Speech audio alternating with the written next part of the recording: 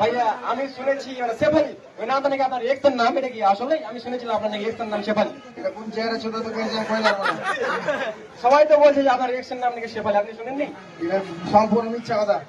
আমাদেরকে একটু পিছু বলে দেন, মানে যারা বলে আপনার ex, তাদের সম্পর্কে কিছু বলেন একটু। আমি মিথ্যা কথা মনে হয় আল্লাহর কি রেখা করছি, আল্লাহর কি রেখা করছি। হারি আসতে পারি না কেউ নাই ভাই। এই নামটা আমি কি কারণে লেছো নিয়ে যাই না। আমি এই যে মজা করতে করতে নিয়ে আজ ফেসে গেছি, আজ সব সেবালি সেবালি করে বিয়ে আমার আর হইল না, আর বিয়ে হইল না রে।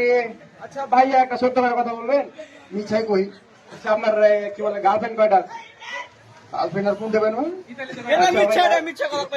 আপনার গার্লফ্রেন্ড তো অনেক। আচ্ছা ভাই আপনার তো মানে রাস্তা দিয়ে হাঁটলে বেরি ছেলের আগে কয় এই যে টিকটক আছে সব হঠাৎ হঠাৎ গার্লফ্রেন্ড মার্গে হবে না হবে না। গার্লফ্রেন্ড বহু তো দূরের কথা, গার্লফ্রেন্ডই নাই। আমরা রাস্তাঘাটে বেরি ছেলের ভাইয়া কহে রে তোমাকে চান কপাল আর গার্লফ্রেন্ড গাইড করছে। ভাইয়া দেখেন এই যে কত মেয়ে দেখছেন, কত মেয়ে তো আপনার জন্য বলছে। বললে সব মা বহিন, মায়ের পেটের বই নিলে সব মেয়েরা যদি মায়াবতী হয় ছেলেরা কি চাইলে? ছেলেবতী। মেয়েরা যদি মায়াবতী হয় তাহলে ছেলেরা কি?